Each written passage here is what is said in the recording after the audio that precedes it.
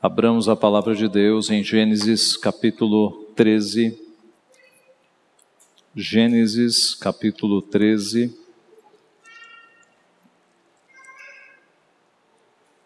Leremos todo o capítulo. Diz assim a santa, inspirada palavra do Senhor. Saiu, pois, Abrão do Egito para o Neguebe, ele e sua mulher, e tudo o que tinha, e Ló com ele. Era Abrão muito rico, possuía gado, prata e ouro. Fez as suas jornadas do Neguebe até Betel, até o lugar onde primeiro estivera a sua tenda entre Betel e Ai, até o lugar do altar que outrora tinha feito. E aí Abraão invocou o nome do Senhor.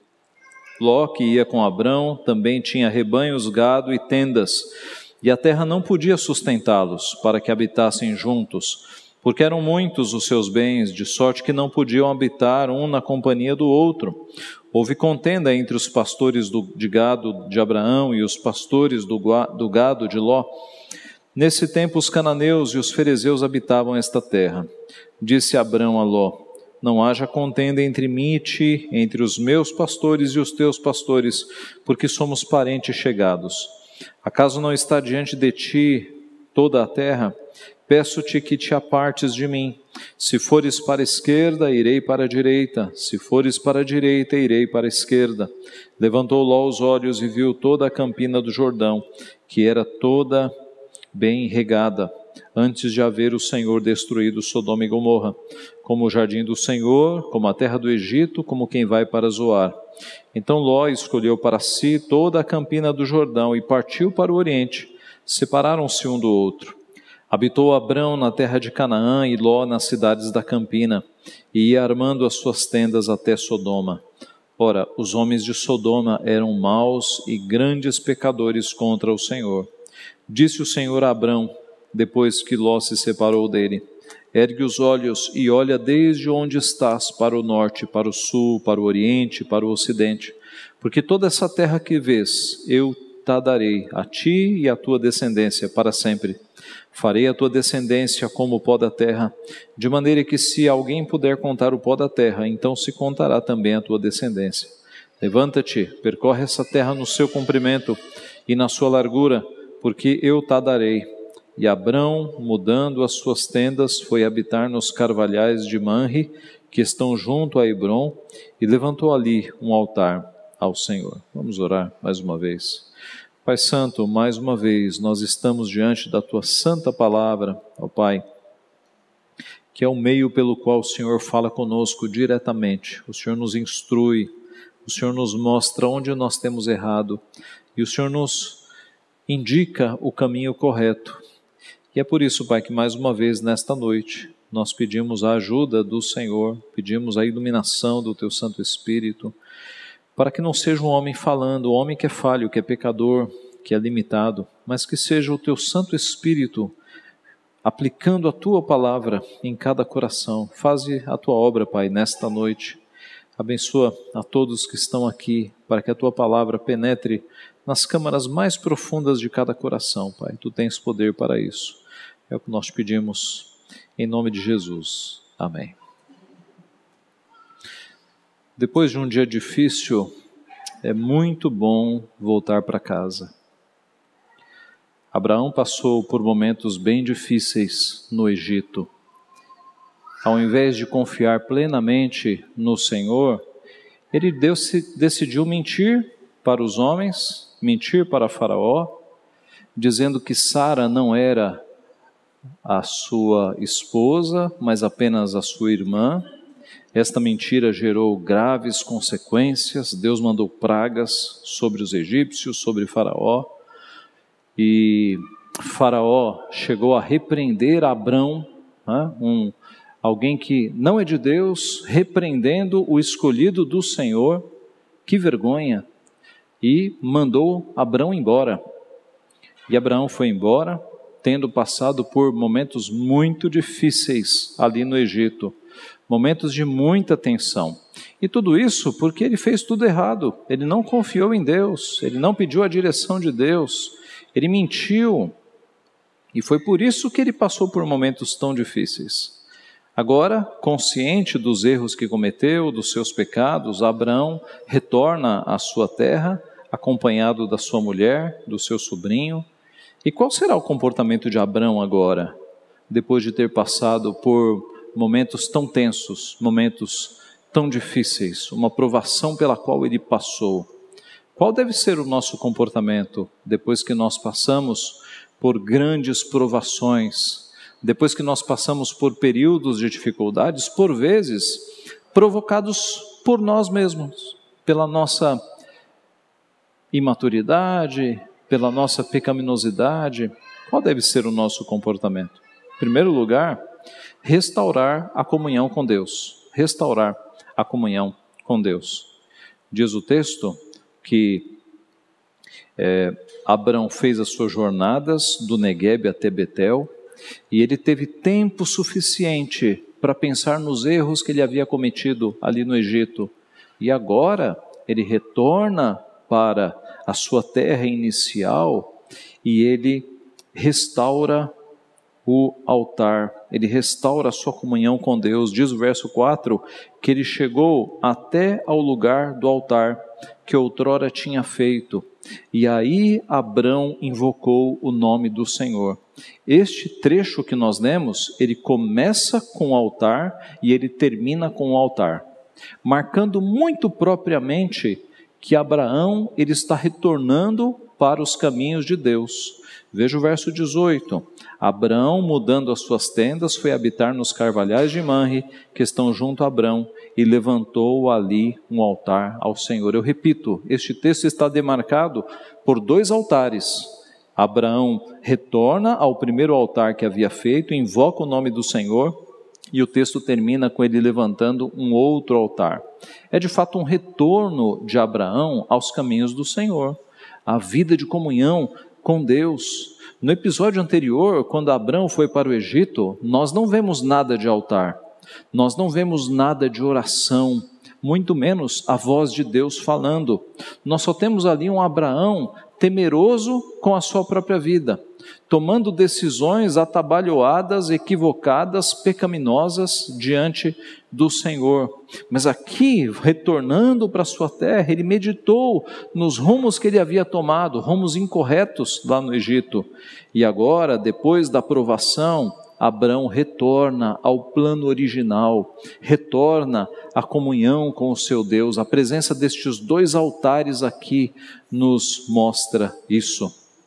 Ele retorna ao altar que ele havia construído logo após ouvir as promessas do Senhor, e ele invoca novamente o nome do Senhor. Então observe, depois de uma provação daquela, de erros cometidos, de pecados feitos contra o nosso Senhor, essa é a sua primeira ação, retornar aos caminhos do Senhor. Qual deve ser a nossa primeira ação depois de passarmos por provações, fruto dos nossos pecados? Restaurar a comunhão com Deus. Pedro passou por este processo. Pedro, depois que negou a Cristo, arrependido, ele foi chamado pelo Senhor para ser restaurado. E ali na presença dos seus colegas apóstolos, ele teve que reafirmar 3 vezes diante do Senhor: eu te amo, tu sabes todas as coisas, tu sabes que eu te amo. E só assim foi que Jesus disse: apacenta os meus cordeiros, como que dissesse: você está restaurado. O interessante é que Pedro negou a Cristo 3 vezes, e Jesus fez com que Pedro repetisse 3 vezes que o amava e o restaurasse. Pedro foi restaurado, ele retornou à comunhão ao Senhor. Meus irmãos, retornar a Deus, retornar à comunhão dos santos, à comunhão da igreja, nem sempre é fácil, requer muita humildade, muita submissão, mas é o melhor caminho. O caminho do arrependimento é sempre o melhor caminho. A palavra de Deus nos fala de uma tristeza que produz arrependimento. Paulo, escrevendo aos Coríntios, capítulo 7, verso 10. Porque a tristeza, segundo Deus, produz arrependimento para a salvação, que a ninguém traz pesar. Neste momento, há muitas pessoas desfrutando de uma vida de risadas, de suposta e fugaz alegria, mas sendo conduzidos para o inferno. É melhor estar triste e quebrantado de arrependimento, retornando aos caminhos do Senhor, numa alegria fugaz, passageira, enganosa, uma alegria que termina no dia seguinte e que não te tira do rumo do inferno. A tristeza, segundo Deus, esta é boa, esta produz arrependimento. João, escrevendo o Apocalipse, especificamente à igreja de Éfeso, ele chamou aqueles crentes a voltarem ao primeiro amor. Tenho, porém, contra ti que abandonaste o teu primeiro amor. Lembra-te, pois, de onde caíste, arrepende-te e volta à prática das primeiras obras, e se não venho a ti, moverei do teu lugar o candeeiro, caso não te arrependas. É o caminho para todos nós, especialmente depois de passarmos de períodos difíceis e de certo afastamento dos caminhos do Senhor, é retornar para Deus, retornar para a comunhão. E Deus, como expresso na parábola do filho pródigo, Ele está de braços abertos para receber filhos arrependidos, de braços abertos para receber filhos que estão contristados e arrependidos por coisas erradas que fizeram. Então, em primeiro lugar, depois de passarmos por provações, especialmente aquelas que nos afastaram um pouco de Deus, nós devemos restaurar a comunhão com Ele. Em segundo lugar, nós devemos não buscar o interesse próprio, No Egito, nós não temos nenhum registro de Abrão orando, de Abrão buscando a direção de Deus. Lá, Abrão tomou as rédeas da sua vida, tomou o controle da situação e decidiu da pior maneira possível. Ele mentiu, temendo a morte, tentando se livrar de ameaças futuras e fez tudo errado. Agora aqui, com a lição aprendida, ele vai agir de forma totalmente diferente. Qual foi o problema? Qual é o problema aqui do nosso texto?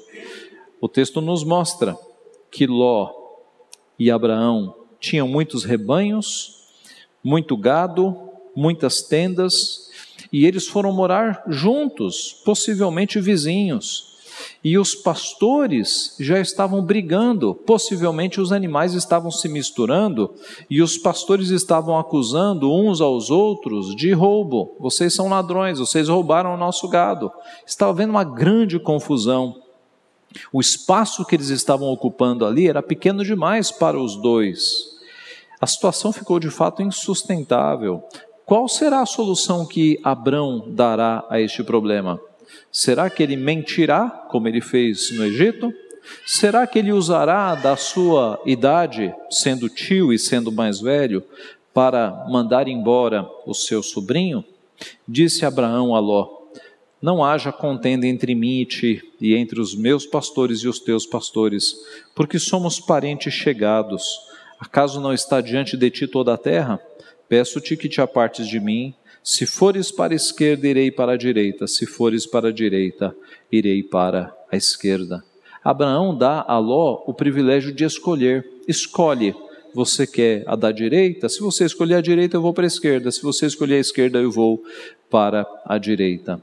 Observe que Abrão abre aqui mão do seu direito, abre a mão do seu direito de ser tio e de ser mais velho. E ele dá o direito de escolha ao seu sobrinho.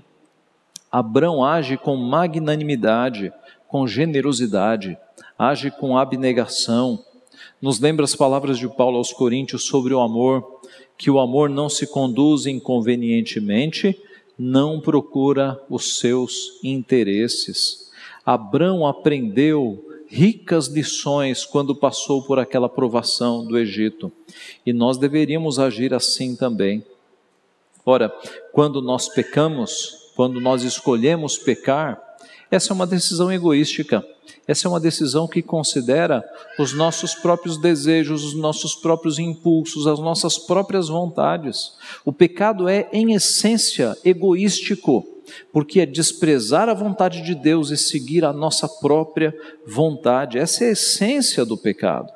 Então, para retornarmos a Deus, para restaurarmos a nossa comunhão com Ele, nós devemos de fato perceber que não são os nossos interesses, mas os interesses de Deus, os interesses do Senhor. Cristo nos mostrou que para segui-lo era necessário negarmos a nós mesmos. E negar a nós mesmos é dizer não aos nossos impulsos pecaminosos, aos nossos pensamentos, às nossas palavras e ações que desagradam a Deus, e escolher obedecer a Deus, negar os nossos pecados, os nossos impulsos pecaminosos e seguir pelo caminho de Deus. Abrão aqui, ele não quis escolher primeiro, ele simplesmente deu o direito de escolha a Ló. E Ló, que não está quebrantado, Ló fez a escolha. Ló poderia ter dito: não, meu tio, o senhor é mais velho, faça a escolha. O senhor é meu tio, faça a escolha. Não, Ló rapidamente escolheu. Levantou Ló os olhos, verso 10, e viu toda a campina do Jordão, que era toda bem regada, antes de haver o Senhor destruído Sodoma e Gomorra, como o jardim do Senhor, como a terra do Egito, como quem vai para Zoar. Então, Ló, ao invés de passar o privilégio ao seu tio, ele escolheu rapidamente. Ele olhou e viu aquela campina plana, possivelmente eles estavam no lugar alto, né? E ele viu que era uma região banhada por rios, por riachos, assim como o jardim do Senhor. Há uma comparação aqui com o Éden. E assim como o Egito, uma comparação pensando no rio Nilo, né, que banhava ali o Egito também. Ló escolheu. Todavia, já no texto, nós temos o registro do que aguardava Ló, porque diz o texto que naquela região os homens de Sodoma eram maus e grandes pecadores contra o Senhor. Então, observe o perigo de você escolher com os olhos. Observe o perigo de você não buscar a direção do Senhor. Ló escolheu com os olhos. E ele escolheu Sodoma e Gomorra. Ele escolheu o pior que poderia existir para a sua família. Abrão abriu mão dos seus interesses e confiou em Deus. Confiou em Deus. A Bíblia nos orienta a não ficarmos presos às coisas que se veem, mas pensarmos nas coisas que não se veem, porque as que se veem são temporais, as que se não veem são eternas. Nós devemos, meus irmãos, com os olhos da fé, buscar as decisões que agradam ao Senhor, não as decisões que agradam à nossa vista. Vocês se lembram de Pedro? Quando Jesus mandou ele vir caminhando nas águas, num primeiro momento de fé, ele saiu caminhando por cima das águas, mas daqui a pouco, ele reparou na força dos ventos, ele olhou não com os olhos da fé, mas ele olhou com os olhos humanos e começou a afundar. E a lição para nós é evidente: enquanto nós estamos nesta vida querendo ver para crer, e julgando as coisas pela aparência, pelos nossos olhos, nós vamos afundar. Nós temos que de fato buscar a direção do Senhor e ter olhos da fé e buscar as coisas que agradam ao Senhor. Abrão fez isso neste momento. No Egito não. No Egito ele tomou decisões olhando com os olhos da carne, mas aqui parece que ele está aprendendo a olhar com os olhos da fé. Ló fez a péssima escolha. Então, em momentos da tua vida de decisões importantes, não fique impressionado com aquilo que você está vendo. Busque a direção de Deus, porque aquilo que nós vemos é enganoso. Mas quando nós buscamos a direção do Senhor e meditamos na palavra do Senhor e nos submetemos à vontade do Senhor, aí sim nós vamos tomar as decisões corretas. Então, depois de um tempo de provação, de distância de Deus, primeiro, nós devemos restaurar a comunhão com Ele. Segundo, devemos não buscar o interesse próprio. E por fim, devemos confiar em Deus. Verso 14 diz assim: agora Deus vai falar com Abrão. Disse o Senhor a Abrão, depois que Ló se separou dele: ergue os olhos e olha desde onde estás para o norte, para o sul, para o oriente e para o ocidente, porque toda esta terra que vês, eu te darei, a ti e a tua descendência para sempre. Abrão agiu corretamente, abrindo mão do direito de escolher, e agora o dono dos céus e da terra é quem se coloca diante de Abraão, dizendo: Abraão, escolhe, já que você abriu mão do teu direito, agora você escolhe. Para onde você olhar, olha para a direita, para a esquerda, olha para o oriente e para o ocidente, tudo que você vir será terra tua e da tua descendência. Meus irmãos, vejam o que Deus faz quando nós abrimos mão dos nossos, digamos, interesses próprios para confiar no Senhor. Foi o que aconteceu aqui. Abrão abriu mão do seu próprio direito de escolha e agora o Criador dos céus e da terra é quem aparece para ele dizendo: agora escolhe, agora você vai ser recompensado. Você se lembra de Ana, mãe de Samuel? A coisa que Ana mais queria na vida era um filho. E Deus deu um filho, e ela devolveu o filho ao Senhor. Samuel, muito novinho, foi devolvido, porque Ana prometera: se o Senhor me der um filho, eu o devolverei. E o que Deus fez como recompensa? 1 Samuel 2,21. Abençoou, pois, o Senhor a Ana, e ela concebeu e teve mais 3 filhos e 2 filhas, e o jovem Samuel crescia diante do Senhor. Ana não tinha nenhum filho, e chorava e sofria por causa disso, porque era estéril. Deus deu o filho para ela, e ela poderia até ter racionalizado e pensado: Senhor, eu falei aquela promessa porque eu estava muito emocionada, mas deixa eu guardar esse filho aqui para mim. Mas não, ela honrou a promessa e devolveu o filho ao Senhor. E o filho foi muito cedo morar no templo, e ela via o filho uma vez por ano. E o que Deus fez com ela? Deu 5 filhos para ela.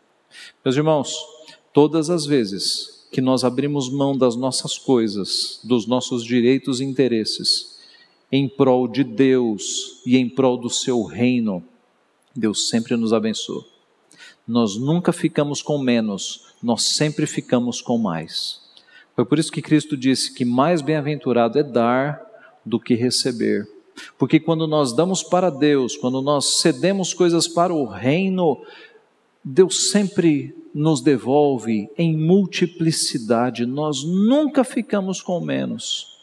Com Deus nós nunca passamos por uma operação de subtração, é sempre multiplicação, é sempre multiplicação. Deus faz isso com aqueles filhos que não se importam com as próprias coisas e as oferecem para o reino. Disse mais Deus a Abrão: farei a tua descendência como o pó da terra, de maneira que se alguém puder contar o pó da terra, então se contará também a tua descendência. Aqui Deus está reafirmando as promessas que já havia feito a Abrão, promessas da aliança, de que ele abençoaria a sua descendência, que a sua descendência seria maior do que o pó da terra, maior do que as estrelas do céu. E nós sabemos que nós somos esta descendência, porque em Cristo, o descendente, é que nós temos acesso a estas promessas, e nós somos herdeiros, não de Abraão, porque nós não somos judeus, mas nós somos herdeiros de Cristo Jesus, é em Cristo que nós temos acesso. O apóstolo Paulo trabalha isso em Gálatas capítulo 3. O texto continua, Deus dizendo: levanta-te, percorre esta terra no seu comprimento e na sua largura, porque eu te darei. Então Deus diz para Abraão andar em toda aquela extensão, em todas aquelas terras, simbolizando que onde o seu pé pisasse seria de fato possessão sua, porque o próprio Deus, o dono do céu e da terra, estava dando. E Abrão, mudando as suas tendas, foi habitar nos carvalhais de Manre, que estão junto a Hebrom, e levantou ali um altar ao Senhor. Então Abrão confiou nestas palavras, obedeceu seu Deus, mudou as suas tendas exatamente para as terras que Deus havia sinalizado e levantou ali um altar ao Senhor. Agora está tudo certo. Depois de uma fase tão errada que nós vimos domingo passado, envolvendo Abrão, agora ele fez tudo certo. Começa com o altar invocando ao Senhor. abre mão dos seus direitos, recebe as bênçãos de Deus, confia no Senhor, levanta outro altar. Essa é a vida cristã, meus irmãos, de fé em fé, de glória em glória, servindo ao Senhor, buscando ao Senhor. Agora sim nós vemos Ele restaurando a comunhão a Deus. Concluindo então, depois de uma sequência de erros, de pecados no Egito, Abrão retomou o caminho da comunhão. Abrão voltou para a casa do Pai. Meus irmãos, nosso Senhor Jesus, mesmo com uma vida santa, Ele sofreu uma vida de provações. Era um santo vivendo num mundo pecaminoso. Observe, nós nem somos santos e nós já sofremos vivendo num mundo tão pecaminoso. Imagine o nosso Senhor Jesus Cristo, um santo no meio de pecadores, um santo no meio da corrupção. Nosso Senhor Jesus sofreu o período de humilhação inteiro. E Ele sofreu esta vida de provações para que Ele cumprisse tudo o que Adão não havia conseguido cumprir, e muito menos nós, para que Ele cumprisse toda a justiça do Pai. E já na infância Ele teve que fugir para o Egito, levado pelos seus pais, para não morrer nas mãos de Herodes. Sua vida foi inteira de retidão. Jesus nunca mentiu, como Abraão. Jesus nunca mentiu. Injustiça nunca se achou em seus lábios. Jesus nunca buscou seus próprios interesses, mas sempre os interesses de seu Pai. Ele disse: a minha comida consiste em fazer a vontade daquele que me enviou a realizar a sua obra. Ele, subsistindo em forma de Deus, não julgou como usurpação o ser igual a Deus, antes a si mesmo se esvaziou, assumindo a forma de servo, tornando-se em semelhança de homens, reconhecido em figura humana, a si mesmo se humilhou, tornando-se obediente até a morte e morte de cruz. Em outras palavras, Ele não levou em consideração o seu direito de ser Deus. Eu sou Deus e eu permanecerei aqui em glória. Ele deixou esse direito de lado, esvaziou-se da sua glória, encarnou-se no ventre de uma pecadora, nasceu em terras pecadoras, para obedecer o seu Pai, colocou-se embaixo da lei, cumpriu toda a lei, sofreu, viveu, morreu, subiu à cruz. Ele foi traspassado pelas nossas transgressões, moído pelas nossas iniquidades. O castigo que nos traz a paz estava sobre Ele, pelas suas pisaduras fomos sarados. O Senhor fez cair sobre Ele a iniquidade de todos nós. Na cruz Ele sofreu dores lancinantes durante horas, não apenas a tortura física, que já era demais, mas o peso dos nossos pecados, a ira de Deus foi colocada sobre o Filho, para que nós não experimentássemos o castigo que era devido a nós.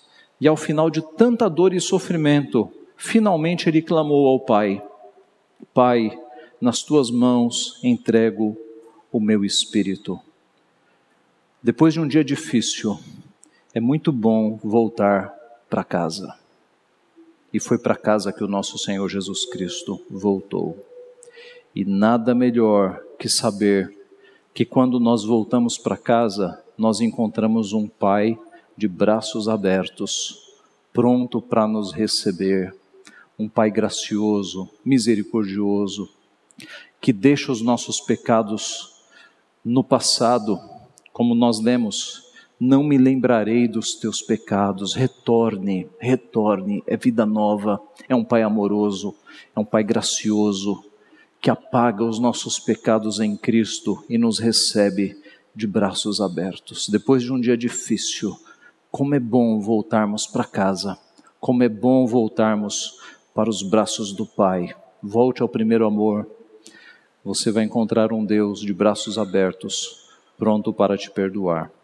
Que Deus assim nos abençoe. Amém.